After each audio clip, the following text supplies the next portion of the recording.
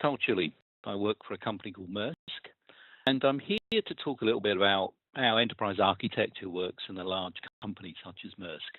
I'm going to be covering a number of bases, but really just to kick this off. Screen not behaving. This try and address today. I'm going to leave you to spend a few seconds reading that. But in essence,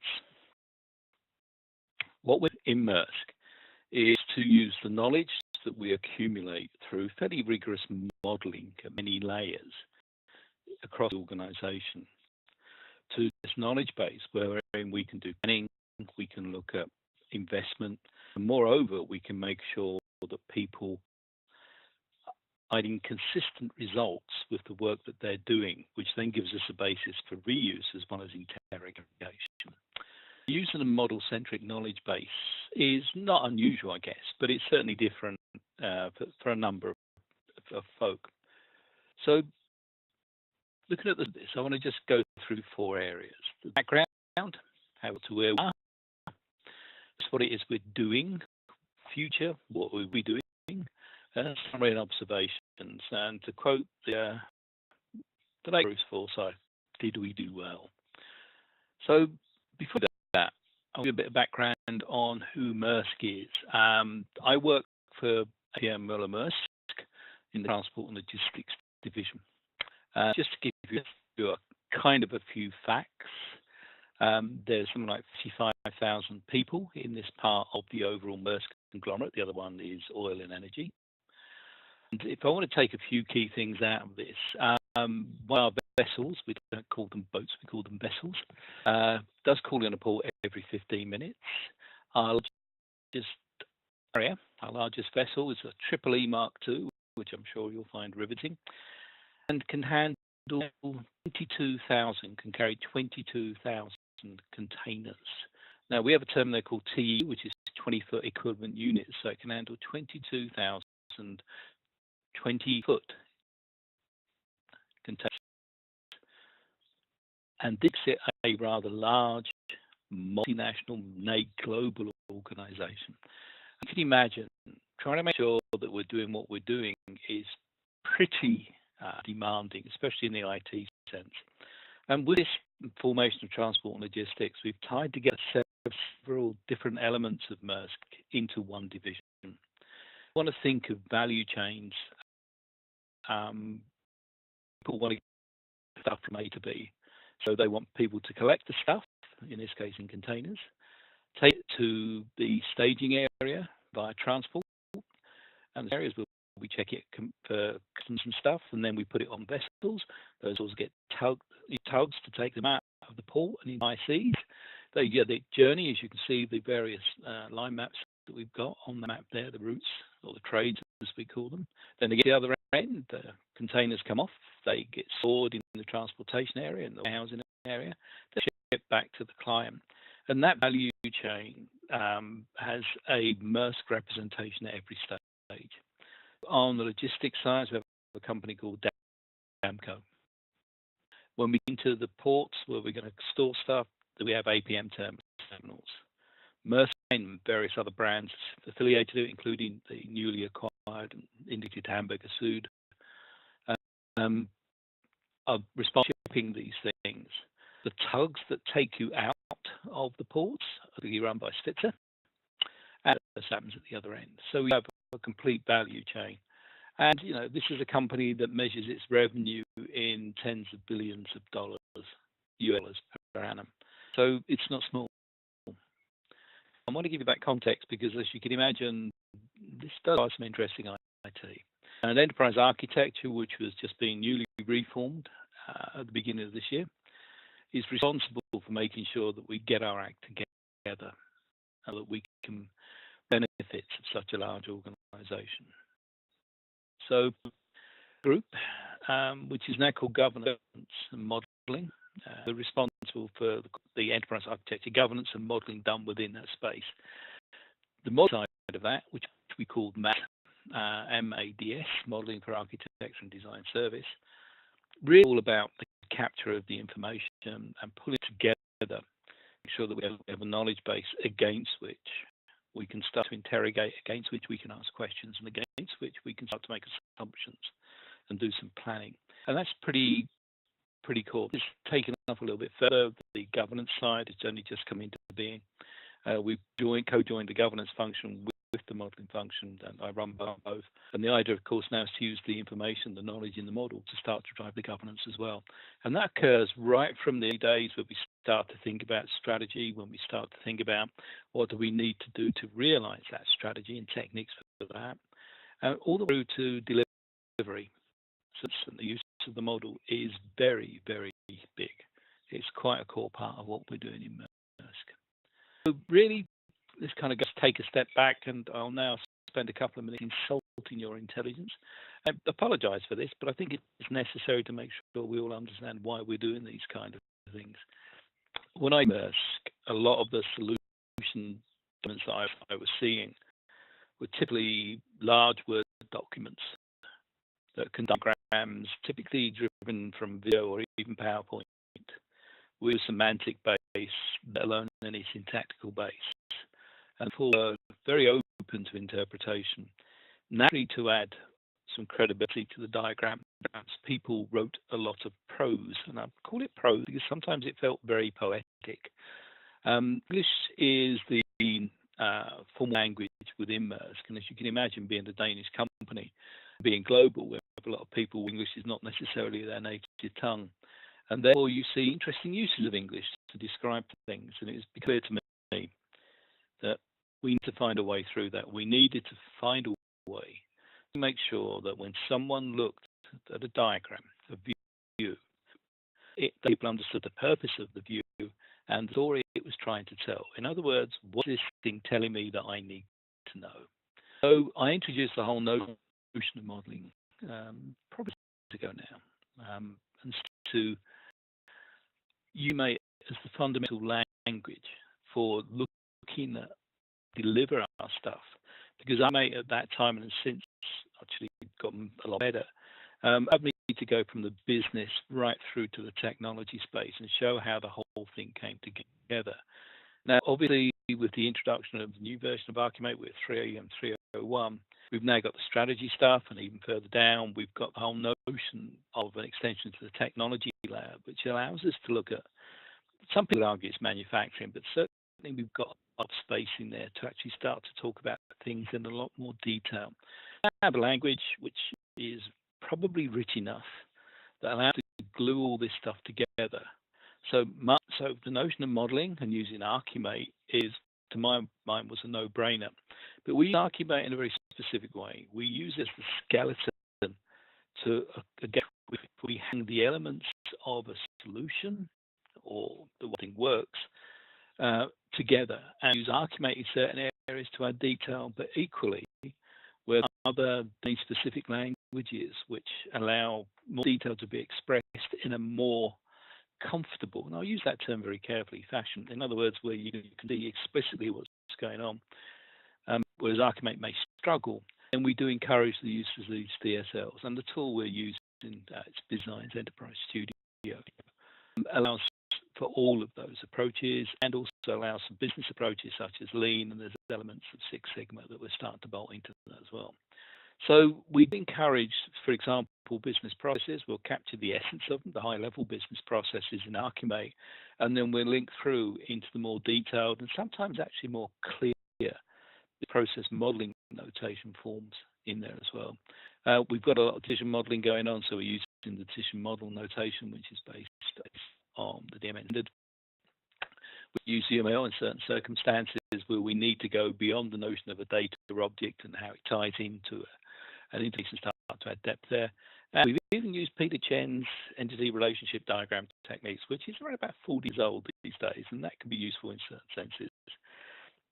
So what we do here is build this body of knowledge.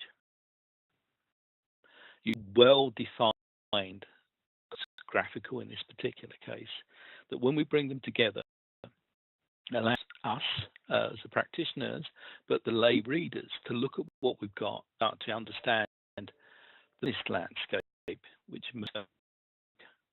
is often in. And that's pretty, as you can imagine, that's pretty important. So look at the way we've been doing that.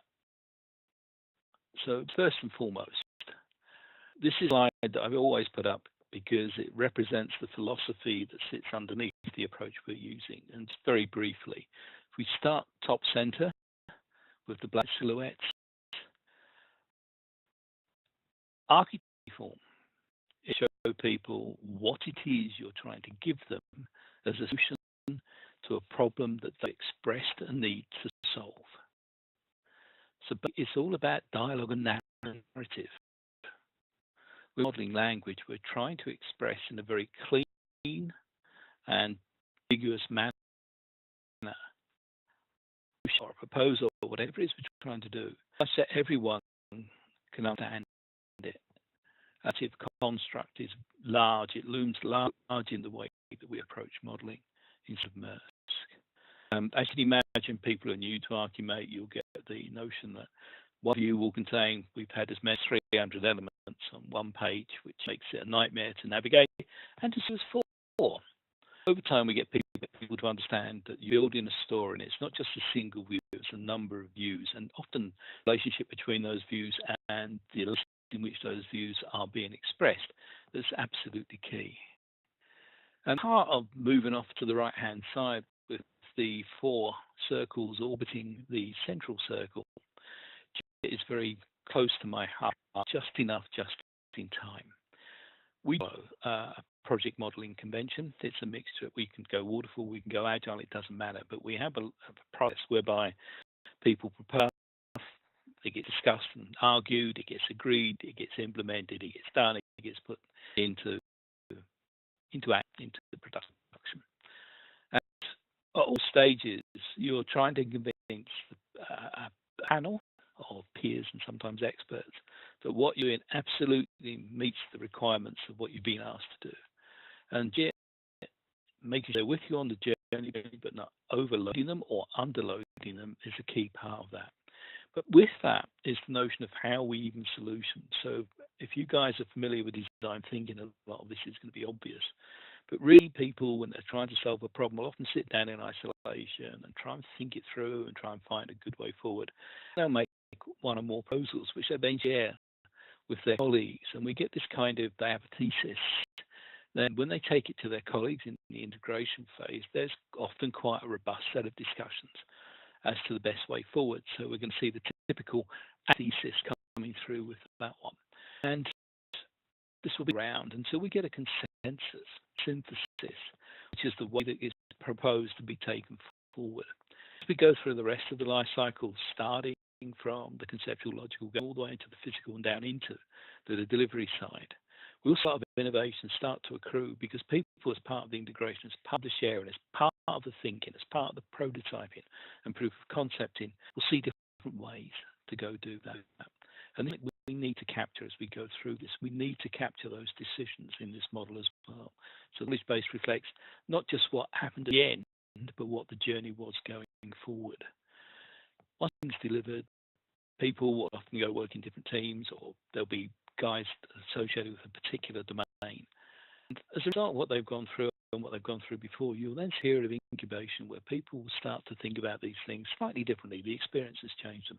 And so you kind of get this virtuous circle from isolated thinking, but based on good ideas they've had at the incubation stage. You're in the integration phase, you kind of knock it around so you get something everyone's comfortable with. You deliver that, and on the route you'll get innovation, and that will go into incubation and so on and so forth. That circle is very key, but likewise on the left-hand side, this whole notion of solutioning, and I use the solution here in the big term, not just technical solutions, but solutions that deliver for the enterprise and its customers. We're encouraging people to stop going down the physical route quite fast. It's easy for people to assume that just because we've got Acme's product that does X, Y, and Z, that is the basis of the solution going forward. And reuse is always a good thing. But sometimes that constrains people. So what we're trying to say to people is logical modeling. Looking at things and looking at the kind of things, the kind of building blocks you'll need to deliver that.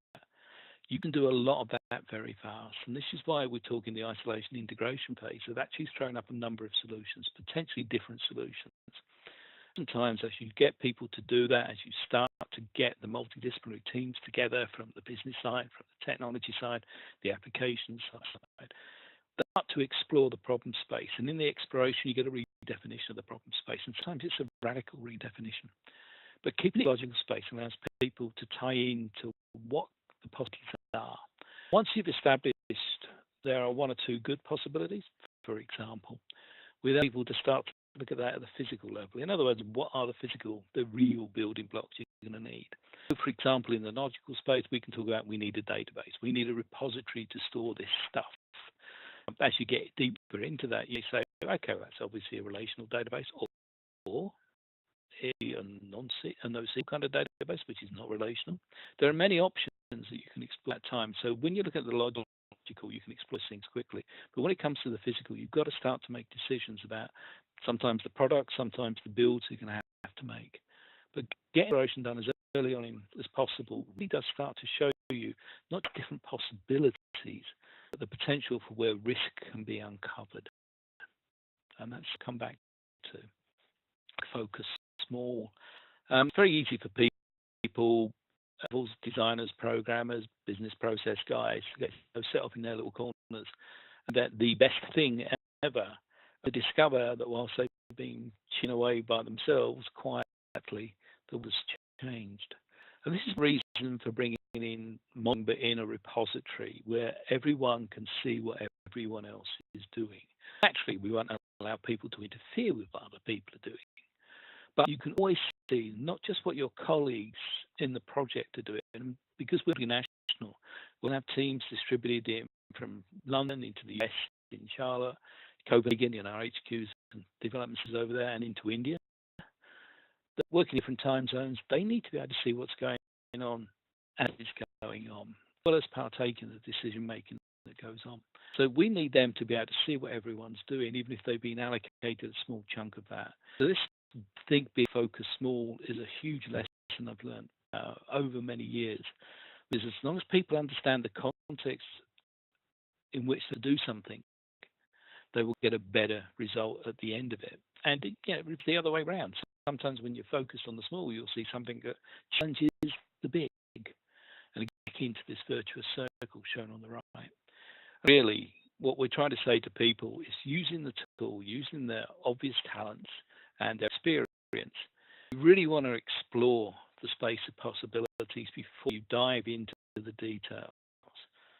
Some people would love working in the weeds and then realize that what they've designed is not going to work, or they've gone along an approach simply doesn't cut it. That's important. But the thing here is establishing the right focus at the right time.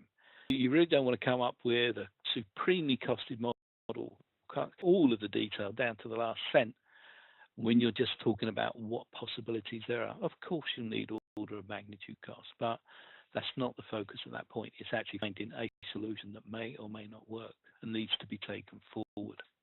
So the journey of transformation is a big one. We have a bunch of key principles that we thought using the modeling environment and actually modeling. Something I'll come back to is full stakeholder engagement. As you'll hear me say later on, most of our stakeholders don't talk or understand nerd or geek. And I've got an interesting slide to show you later, which is a confession of where I screwed up on that. But equally, because we're a repository, I want a single place for the truth, one version of the truth in one location. Now, the repository we're using, which is a Team Server product from Biz9, allows us to capture an extraordinary amount of information, but and capture the conceptual, logical, and what we call first level physical. So coming back to what we were talking about earlier, if saying we need a database, we'll define it as SQL Server version X. Okay, but we hold any physical details in the repository about that. That actually is the remit of the management database. And so we're integrating what we've got in our repository with the CMDB and vice versa, because that then gives us a full view. We can talk about things logically, but then we can drill down right into the level of detail as to what's going on.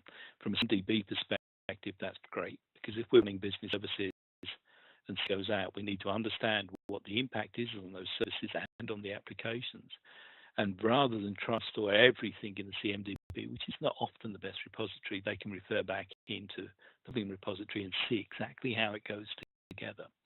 Again, Joe talked about risk awareness I alluded to earlier. This is really about trying to identify what the major constraints and problems could be going down a certain solution route. Something that people forget who've not been in enterprise architecture.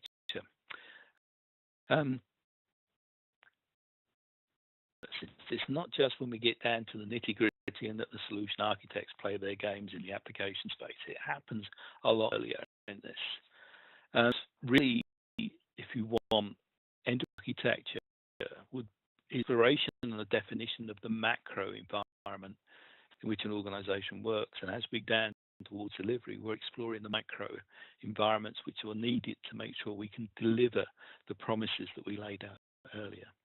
So is very clear to us, including feedback.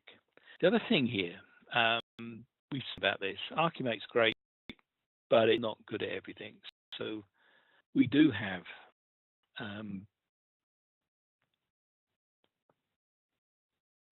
the uses, and BPMN is particularly cool. We have a process team. I actually now own a process team out in India. I now manage. They own themselves, obviously. And we need to pull together the end-to-end process landscape across Maersk, transport and logistics. And that's quite a big undertaking, but we need to do that so that we balance it into the framework, and the framework's defined in Archimate. So all of the things come together. Key principles. We got some F's. There's nothing to say about this. It's got to be consistent and it's got to be readable. And practitioners, that has to be rigorous. For the readers, it has to be rigorous enough that there's no misinterpretation. That gives us disambiguity. I have ambiguity. What governance test is to get people to read their model. And you'll be so many people, when they start to read their model, realize that the model's not saying what they thought it did. The structure's wrong. Putting everything in one place is obvious, and all of those things actually start to give you reuse. So we have a series of reference catalogs where all of the components are stored, and people just drag and drop those into their dynamic environment, the work in progress environment, where they're trying to build a new world. And by doing so, they inherit everything we know about that component at that point in time. No ambiguity. It's only one place it can be. They're not going to go and find documents which are 10 years out of date and can't be found. But by doing that, this reason allows them not just to do that, but to look at patterns, because we're starting to build pattern libraries. A timeliness element is actually quite key, because everything is where people need it, and that's the goal of us. We're kind of getting there. When they start to look at solutions, when they start to explore different things, and it could be at the strategy level, the business level, the technology level, it doesn't matter. We're trying to show that the compendium of knowledge and information they're being presented with is as up to date as we can make it. Integration with other systems of record, such as the CMDB, is critical. And this currency, because it is current, the reference to the as-is data is current, and we know about, then you have a much better chance of being able to build on a solid base for the future. All of those things, and it gives you integrity. We need, one of our key things in the repository is the integrity, that if we say A has a relationship with B, then that relationship is not just true, but we can actually show what the relationship is and what the consequences of the relationships it will be as they're executed. Very slide, and I make no apologies for this. I've just picked out 10 random stakeholders that we have to deal with. Really, there's 3 axes. So you've got stakeholders running down the x-axis. The y-axis really is the layering model, the Archimate, which is the business, patients and data and technology. All of these guys may have an interest in all of that, but point of view, I'm worried about conformance and compliance. From a language point of view and from a repository point of view, I want to make sure that this all is actually modeled correctly, but I want to make sure that we balance off the micro world to the macro world. In other words, if we're stating something at high level, we need to show how it's realized down in the lower levels. Moreover, this is all fine and wonderful, but if we can't prove that the solution being proposed is fit for purpose, it's not good. There's no point in storing rubbish. You make sure. And it's quite surprising the different needs of these stakeholders and the color coding, the darker, the depth they need, the lighter, the less depth they need. You can see just across that set of stakeholders, we're going to manage different aspects of their information and knowledge requirements. More to the point, for quite guys and senior managers in particular, everything in Archimate or BPMN is not always a good idea. Something I'll touch on later. Now, we've talked about this is the list of languages we use. There is synergy between them, but there are issues too. So just as an actor in UML is not equivalent to an actor in Archimate, and also source in BPMN is not equivalent to an actor or even a role in Archimate. And sometimes you have to build these correspondence tables because the BMN guys will start to think in terms of these resources, and we need to make sure that they're compliant with the things we've got in the actor catalog and, more importantly, the role catalog in Archimate. So we need to be aware that there are these disparities. There is not a Metamodel. These things go together, rather sadly. The thing we do is we do have a Metamodel. We do have an Archimate Metamodel, which defines the way we pull all these things together and join them together. And I would say this is one of the most important, if not the most powerful element of what we're doing with that language. So I'm going to come out of here and show you what that Metamodel looks like. Confident boast. So hopefully now we've got another screen coming up. So this actually is part of the modeling environment we have. This portal, which we've opened up for as part of the called Horizon. It's got a double Z, just like Biz Design, and evidently that's why this name was chosen. It had two Zs, go figure. And this shows how we expect Archimate to be used in the minimalist sense. And we have the notion of a core model.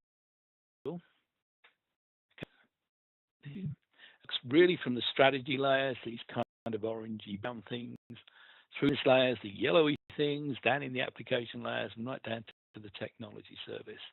We define, and I'm big on my own petard here, I define the purpose of what's going on, and I define the narrative, if needed, to explain what's being shown up in this. And this is the minimalist set of relations and entities that I expect people to use. It does not cover all of Archimate 301, very deliberately. And that's not because we don't think it's necessary, but we want people to be constrained to start with, and if they've got a clear need for using something, so for example, in the strategy layers, the notion of resource, we're starting to see people want to use that, we'll introduce it into the Metamodel. We can start to do it. And the good thing about publishing the Metamodel in this way is if you want to know what something is, you click on it, and up comes all the documentation that's been built into the model as well. So you can see we're very worried about that. Where stress comes from capability, business capability mapping is a very good way of actually starting to look to say how things come together. But it's something that needs a little bit more exploration. So just focus in on that for the second. So about business outcomes, which are goals effectively. Organization. So we want to make sure that the customer can achieve certain outcomes and they engage. So it's a kind of a mix of goal setting for the customer journey or the customer experience, and equally the way the business sees itself. Now, the way that I'm getting folks to understand this is that we're saying that we've got a specialization of this goal construct that's in Archimate that we're calling a customer outcome. And the customer outcomes are real statically on the left-hand side by value stream and by capability. Important to note, capability really defines an intent. So an organization saying, I think we ought to be doing it, it doesn't mean they're doing it, it defines an intent. A value stream shows you how you may realize various intents, but maybe across multiple organizational boundaries. But they represent, if you will, the potential that an organization wants to acquire or to get to. So in that sense, I always think about these guys as the potential energy kind of guys, and I'm an aerodynamicist by background. On the land side in the yellow, where we realize all this good stuff, the stuff that the customers, the consumers actually get to see. So when we talk this outcome, we talk about products, we talk about services, and obviously the step-by-step function is the business thing. So product is quite well defined. It's interesting structure. It's a multiple construct. I'll go through, you can see what's going on there. So that's how we look at the world, and we have capability maps. We're just progressing to the next level of capability maps. We're looking at value streams at the moment, and those things are the planning guidelines, the planning structures for driving everything else. Equally, and I'll just come back to the start there, the other one that we're using in that space a lot is the strategic to business Metamodel. Now, in other words, value stream is an indication of how we'd like to join things together and the capability to define a set of intents, but we also map them off against the physical space, which is shown down the yellow boxes down here. And this is very key, because now we understand that if we talk about capability, we'll realize what the customer sees, typically through the product and the service. A lot of people like to focus on process, but process is not abstract enough in some cases. A service, as you'll probably use a black box, it defines what, it does not define how. Process is often talking about the temporal steps you need to take to achieve something. In some senses, that's not abstract enough when you're dealing with things. It's an interesting issue. As you can see, we've got this pretty well defined, and we've got people starting to work with that, and we've got all sorts of other things going on as well. So we've got a requirements realization model, and so on and so forth. So getting that meta model defined was a key part of the way we've been training people to use Archimate. So for the presentation, the model I regard as quite key, and I think it's one of our big things, and it's expanding all the time. Equally, when people are modeling, we want to make sure they model in the same structured manner and define a number of views that we expect people to use in their modeling as a minimum. This is the core model package. A number of organizations has programs, sometimes has sub-programs, and it has projects. And the core model package is actually the same regardless of whether it's program, sub-program, or project. Really, and I'll just get annotation monkey. Okay. The charts in that space down here. It is closely linked to the layering model that you'll see in Archimate. Notice, but we put motivation and requirements at the top. This is very key. What you're doing, why are you doing it? And then we do the normal strategic views, business views. Note here that we've got lots of modeling, different model types. So the funny little ones here, these white ones, they're Archimate. There's a BPMN model. There's the DMM model, and we've got UML in there as well. And we encourage mixed modeling approach, and the tool we use allows us to link very clearly between them.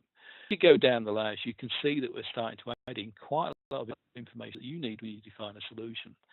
So E1, which is not actually called out in the language, information and data views. We need people to understand that the information the business is talking about, how that goes back into the logical data models, the enterprise logical data models, which are the conceptual ones, and how they're realized. So at the moment, we've got both the conceptual and the logical models already in our repository, and we've now just brought in all of the physical models, the so-called service models for SOA system that's over an enterprise bus. So people can track down and track whether or not they're being conformant. They're relatively new, but we've got a lot of visuals which are modeling in DMN. You know, if you really need to be more explicit to help someone understand what's going on, it's all there. In that sense, we are quite a long way down the path of making sure that we've got things structured. So every time we create a project in the repository, we put it in the work in progress area. This is the structure they will get. And DJ name is obviously a particular weak ID for all projects and stuff. So it all carries its way through with there. So that's actually, so that with the Metamodel helps people enormously. And we do training, by the way. The people have to go through 3 layers of training before they're allowed anywhere near this. Basic Archimate training, which is delivered by Biz Design, in case people actually want to go and get certified. We've run tool training packages so people get comfortable with the tool from the Maersk perspective. At the 101 levels, the 202 level is one I do, which is how we use it, how we use all these things in the Maersk way. So training people is absolutely critical. The other we're pushing is the notion that if you look at a model, it's actually quite static. Sometimes it doesn't tell you what you need it to tell you. We talk about model animation, which is a critical part of the way we're getting people to think. So a very simple model. You can see I spent hours thinking the names of this stuff. We've got 3 application components, and application components, for those of you who know Archimate, this is the business end of the model. These are the things that gets realized. These are the things that become the physical elements. It's got a producer, and it produces stuff. Okay, model, I've got this annotated, but I'm just showing you the graphical representation. And it allows people to get stuff through the get stuff interface. So a consumer would trigger the interface with calling part of the payload and get returned through that call the stuff it was asking for through that get stuff interface. Equally, the producer itself demands materials from this additional supplier, which gives bulk update capability and uses this payload thing. Now, payload, just out of interest, is a specialization. It's actually a profile in modeling, in the model terms that we use, which carries, it's a data object, but it carries details because this is something that's actually physically being moved in the system. Itself, that's all kind of interesting, but it's a bit, it doesn't say anything. So start to annotate these models. We start to really put some information in. We do it using profiles. So what we've done here is we said, okay, this payload, not shown it on this one, but all interfaces carry a particular type. Actually, we can infer that because the payload is JSON, this is almost certainly a REST interface. And we could be more explicit than that. And we know from the payload interface, if we look down at down here, that the call that we call it that when you make the call, that maximum amount of information you'll be sending across.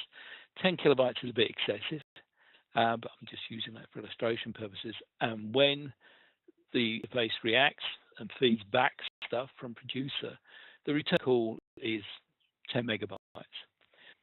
We've defined here, so this is a pull, so the consumer pulls stuff from the get stuff and producer, and average normal business as usual things, it occurs 10 times every 1 minute, so 10 times a minute, but at peak it occurs 5 times every second. So when you look at that, okay, immediately into this world of pain, so you've got peak is 300 times a minute, and when you're looking at 10 meg of data flowing over there, that starts to make a bit of difference. 3 gig of data flowing every minute there, and that should be occasion to our technology guys to understand, have we got the right kind of structures? We know, for example, that that's an HTTPS transport. From there, what they're looking at to map, and we know from the physical instantiation of these things, what underlying networking is going to be used. And that applies over on the other side here. We're actually talking about fallback. So this is more or less a publish and subscribe or a regular update. So the additional supplier makes a 1 gig update to producer every day. Now we could capture when and where, but at the moment we're starting to see here is the first set of non-functional requirements. We're starting now to get into the this data we can start to analyze. We're starting to add the numerics into this space. We can start to say, hang on a sec, is that going to work? Is that good? We can on top of this, and it's not shown here, whether or not this data that for Bruce is it first hand, is it a system of record, or is it second hand? And we can almost certainly infer that because it's beginning data from somewhere else, it may not be from the master of record. We don't know. It starts to ask those questions. Similarly, the embarrassing bit for me, we know that a lot of our consumers, the stakeholders, will not understand Archimate or any of the other languages. So we've used this notion of technical versus social views. Technical views are absolutely rigorous. They have to conform to the language being used. Social views are a little bit more laissez-faire. but they have to be traceable to a technical view. So provenance, and we have the notion of how those things are displayed. And I'm show you an example now. It's not quite the example I used in front of a very senior board member. Is really could do that one. Got quite a lot of information here. But to illustrate, here's a view that actually a generic view. I'm just showing people how when we talk about customers and their service consumers, the role, and we go to channels, we use business interfaces as channel definitions. They invoke a business service, how that's decomposed, etc., etc. And for most people who are familiar with working with Archimate, the business layer, people look at that and say, yeah, it's kind of cool, get that. We've annotated it with all of these little stickers there. But clearly, if a certain consumer comes through and he wants to get something, it triggers off a set of processes which really are realized in these sub-business processes here, some of which are unique to the business service, and there's a couple of common ones. And we also know that because we've got this business function that owns the process elements, we can also talk about that we've got a global center, and we can say that that particular actor type has these roles which they supply, assigned to the management of these processes through that business function. Straightforward. Director took one look at it and said, I have no idea what the boxes are, I have no idea what the arrows are, and I hate the colors. I spent 10 minutes a similar diagram to this, and he threw me out of my ear. Not good. I went to him the next week, having spent 20 minutes doing something like this. And this is where I apologize, because having iconography, we're using standard Archimate icons, I moved them into something a little bit more interesting. He got straight away. Not like the arrows, we're still using here the relation types that come from Archimate. And we have actually got a plan, because what we're going to do is for every kind of Archimate element, we're going to define a cartoon for it so that we use consistently, so we don't impact on someone's credibility. People hate it when they don't understand things, and by showing them this diagram, there's a fear. Showing them that diagram, hey, there's fear, more engagement. And that's one of the key messages here is you don't have to be rigorous, but sometimes you have to allow a deviation for communication and understanding. It turns out this particular diagram does actually carry up this area, up if you look at the top right of any of those little icons, what it really is. Fortunately, the senior director ignored all of that, but he wanted me to change all the arrows. You win some, you lose some. Really, it's a change of direction. We're moving very fast. With the governance, we're now starting to build the whole governance structure. So we want to get more refined and targeted reporting, to do that through Horizon. So we run a service, we'll display service metrics through the dashboards, but each of the projects, rather than expose people to the model itself, and you can, the tool, you can produce quite complex reports, we'll allow access to the portal. You can shape the journey these guys take and how you would lead them through the information. And this will be stakeholder specific kind of journeys. So some, we're talking to peers, will be very, very technical, all the technical views, and some will be a lot looser, like the last view I showed there. Info overlays, the showing you is becoming hypercritical. People love it, people get it. And you can actually do the same animation, even using the changed icons, which is kind of funky. We currently use a couple of documents. There's now a full agreement we're moving away from those into modeling, which means we have to capture a lot of information. So for the technical architecture document, which talks about volumetrics, which talks about all of the numeric information that you need to actually be able to size something, that will be captured through profiles and rendered in the way we talk. We do now an advisory group that we work with, which comes from all aspects, both the deliverers and the business, part of our governance structure, so people actually say, well, actually, we'd love it to do this. Entry point structures, reference data, how do people understand So we've got 2,000 odd applications in our landscape. We're building logs of these things so that people can come in, click on that rendering of that application, and depending on what they see, generate the information they want. So if they want to look at application A and see what other applications it connects to, they can click on application A and then build it across, and it will build the view of them to what other applications it connects to, complete with the major data flows. That's becoming absolutely critical. This started to be humorous. It's not quite humorous, but depending on how many angels there are on the head of a pin, yeah, you can argue about the way to use Archimate in any language for as long as you like. In the end, you have to make a pragmatic decision, and pragmatism is one of our things. Early governance, if we're using this space as governance for investment and all of those things, we've got to make it good. Really just kind of ramping down here, some summaries and observations. I'll just get rid of this little window that's popped up here. In terms of it's a single source of the truth and presents the facts as we know them. This improves knowledge sharing and collaboration, not just within the more technical community, but across the business community and hopefully the consumer community as well. And because we're capturing additional information, the volumetrics, the analytics into the model, we can do much more than just paint them on the picture. We can actually do interpretations and build quite complex report feed structures talking about things. And really, this supports the major transformations that the company's going through. And let's face it, EA, enterprise architecture, is all about change and change management. A couple of quick recommendations. If you're down this path, define your conventions. Absolutely. Except models are going to be the basis of analysis. There's quantitative elements that we talk about consistently throughout this are absolutely key. They really do help you focus on what's going on. If you use your tools well, if you manage to get people to be completely structured in their thinking and use the languages correctly, it adds so more.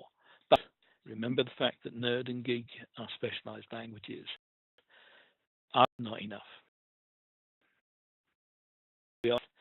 This is all about people and needs. We're using this knowledge repository, but in the end,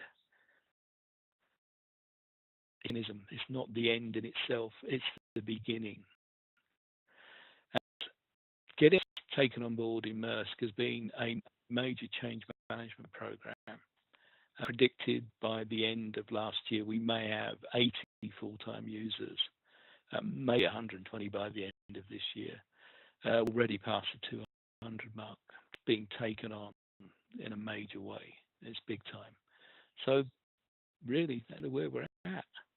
I've got my contact details. I'll make sure the slide set's available for people as well. And that is it from me. I guess. Thanks, Carl. Thanks, Carl. If you've got any questions.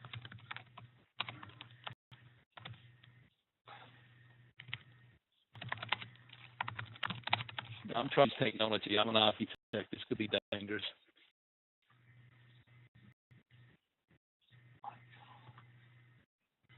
I'll just have the chat screen as well in case anything came through there. Yes, I'll make sure the slides are available. Okay, you want to wait? I mean, really, this is a good way to cure a hangover. Hi, can you hear me? Yeah. Hi, Ian Anderson. I just want a great presentation and thanks for doing that for us this morning. And I'm not sure we're going to have too many questions come through. We'll just give it a couple of minutes if that's okay. Yeah. Guys, I covered an awful lot of ground in a very short period of time. Trying to relate it to what billions at Maersk does in there and how we affect that within the higher education sector. So. I think that's relatively straightforward. I mean, that'll be the problem for a transport and logistics company.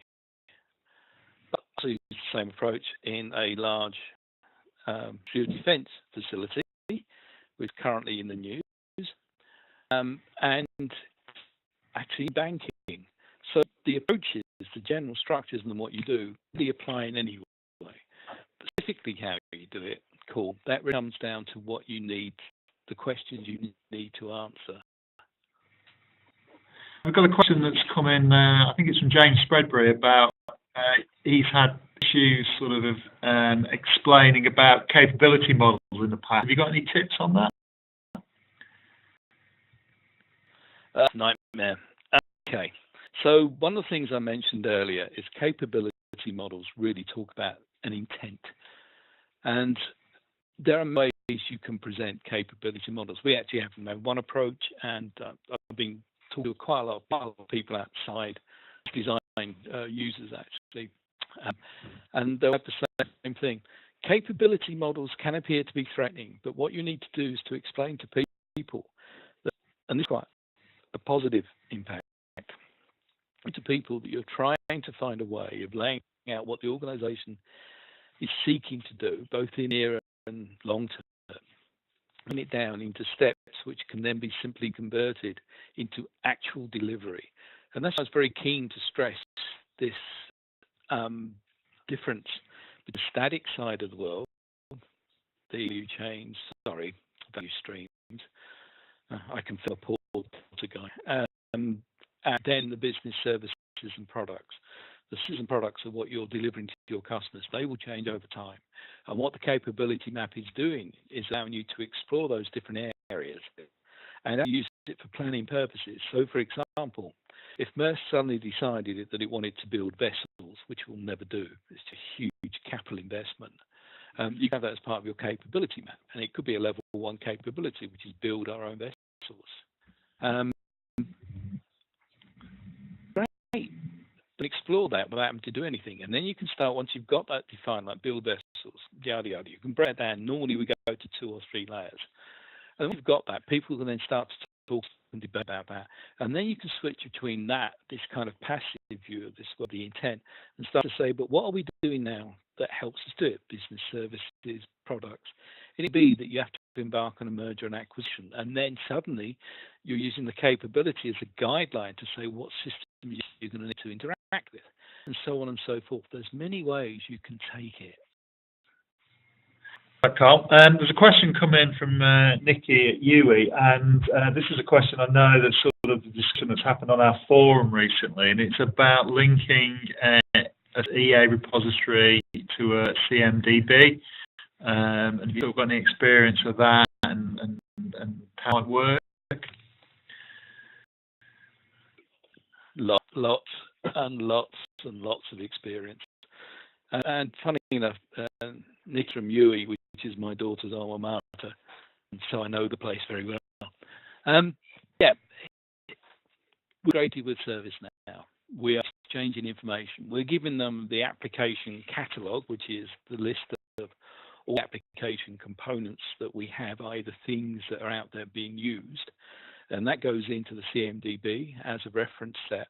And then they are connecting those things into the physical instances of what's going on. And we can import some of that information back into BizDesign. I won't say that was as clean and as easy as we'd have liked to have done it, but we've done it. And we were 95% there a week ago.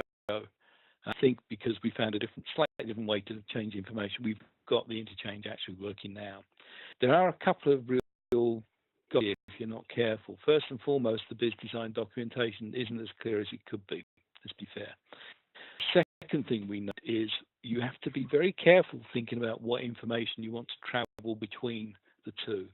We have a very rigid demarcation between what the architecture repository does and what the CMDB does. So the EA repository is all about conceptual, logical, first level physical. I will name the beast, but we won't tell anyone about it. The CMDB is all about the beast itself and how it's delivered. We're also capturing in there from our information links from the applications, which are the core unit of exchange, and we're modeling those back through up to the business services. And that's good for those guys, because if they get an outage in a low level, they can immediately see that relates to a business service and start to raise the necessary flags. But to get the detail they'll need, as which business units are running with this, and where it's geographically affected thing or not, they cross into the Enterprise Studio repository and look at detail that's there. So we've got this synergistic interaction where the interaction is that we master all the application lists and they master and they master the physical instances. But yeah, we have got it working.